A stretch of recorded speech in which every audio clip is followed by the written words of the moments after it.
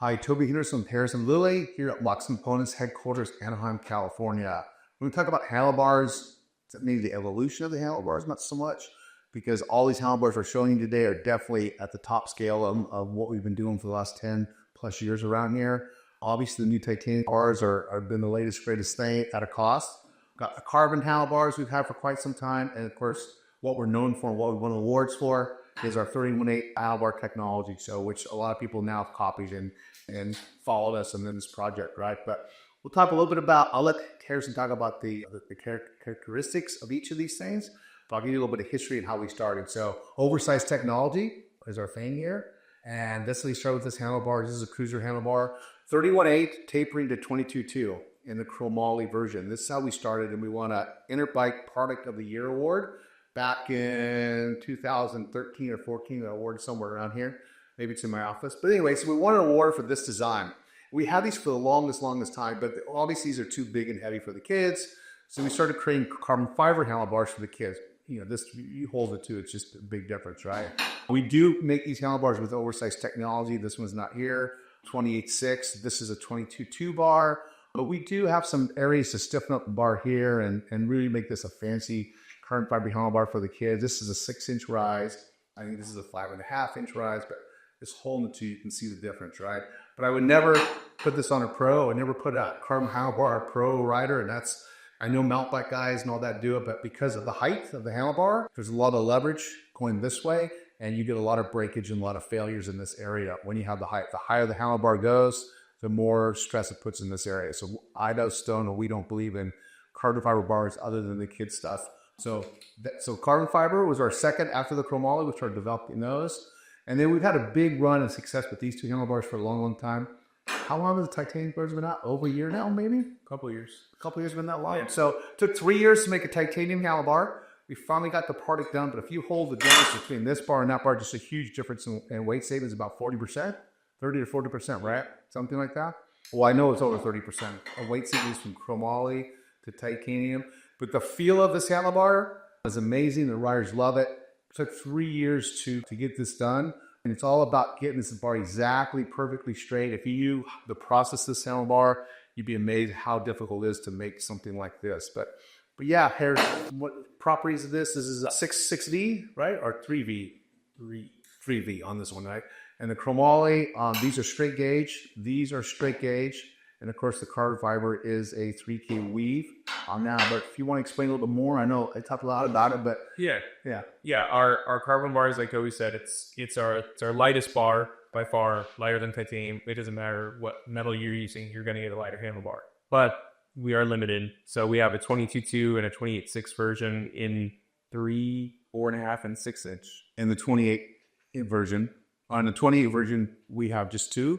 And the 22, we have all 3. Yeah. And with the 6-inch one, you get the crossbar because like Toby started to say with the Pro Bar, as you go up, you get more leverage on the bars. So even for the kids, if you don't put a crossbar on a 6-inch, you're starting to get in kind of a place where some of the bigger kids really put a lot of torque through it and can break handlebars. So that's why you'll see our 6-inch bar is the crossbar, but our 3-inch, 3 and 4.5 do not.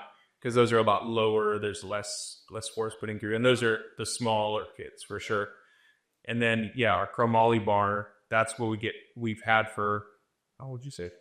From the beginning, 13 years maybe? Yeah. So all of our pros have been on it for that time. And it's been, I don't know, some of them have been probably riding the same bar for 10 years at this point. Some that have, yes, for sure. But the real coolness is that a lot of people copy that. So there are other brands now that have copied this design. So we're pretty proud of that. Yeah, so we see a lot of them out there. There's still a lot that just do 22.2 bars because it is a pain to do tape that bar. It's not easy. Even though the chromoly one has been out for so long and we did it a long time ago, it still takes a process and some people don't want to commit to that. And that's what took this handlebar the longest.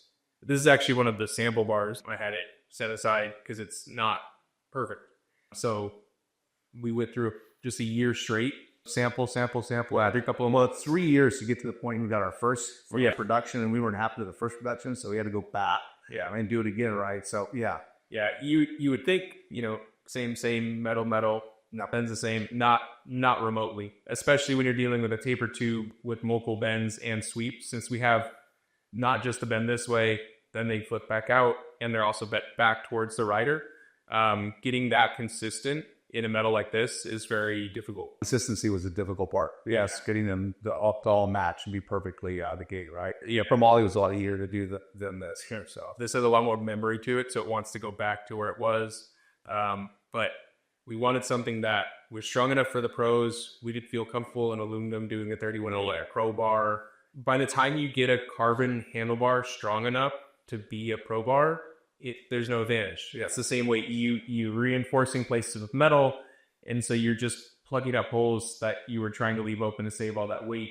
So then there's some somewhere else. There's some out there, but I haven't seen any of the real pros run them. Yeah. So yeah, you might see one here and there, but you'll notice if you ever see it in person and you pick it up, you'll notice it's heavier than you expect because there are likely metal inserts throughout, just to reinforce it to avoid all that breakage. So we wanted something that was a step up from our chromoly bar that's been so successful, and the titanium really was the way to go, and we've gotten it to be a really light handlebar that feels in the hands identical to our chromoly bar. We have the same sweeps, it sets up the same, so you have our chromoly bar and you swap over, it's not going to take you some time getting used to a new handlebar. It's going to feel the same as far as position wise, but once you're on the track, then the compliance of titanium, when you pull on it, it's not flexing, it's not bending. There's just a feel that when you're getting little bumps, it's not everything's going into your arms at the time, you're tired and you out. Right.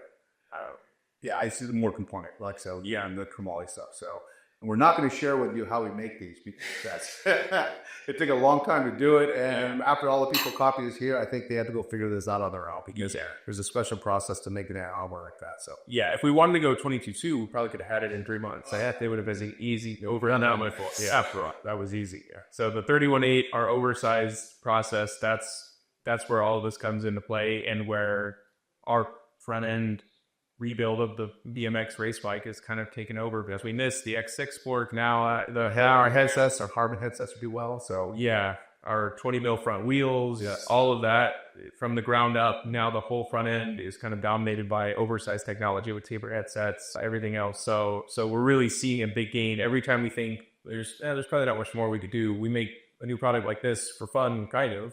Because it seems like a cool idea. Trying to be technical about it, right? Yeah. Trying to get you an advantage. Yeah, we're trying to find this somewhere, and we think it'll make a difference. But then when the pros actually get it, and when the riders actually get it, it makes way more of a difference than we ever imagined.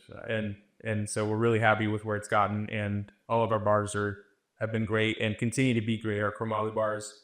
There's a big price gap here. Big price gap between the two, yeah. So under it, and then I think these might go up a little bit 100, but these are now $429 or $400 to $429, 19 something like that. So yeah, about 300 plus difference. Yeah, $400 price. So it's nice to still have this to get to a larger audience, and then this for if you're serious, if you're set on the size, this is a great investment. You're gonna love it. So. Yeah, and if I look at any photos, current photos of any real athletes or any real top people that are familiar with us or in our areas or whatever, 98% of those guys are running this handlebar, right? The only ones that aren't running this handlebar are sponsored by another company and are forced to run a different handlebar. But if you have a choice to run the handlebar, this is the pro's choice at this point. Yeah, for sure. Yeah. And if we're going back to your 22.2 thing, if we made this a 22.2, it would have been, you wouldn't want that. Yeah, it made you flexy. No one would have bought that. So yeah, we had to go this route. It took a lot of energy to get it, 3 years in the making, a lot of tooling.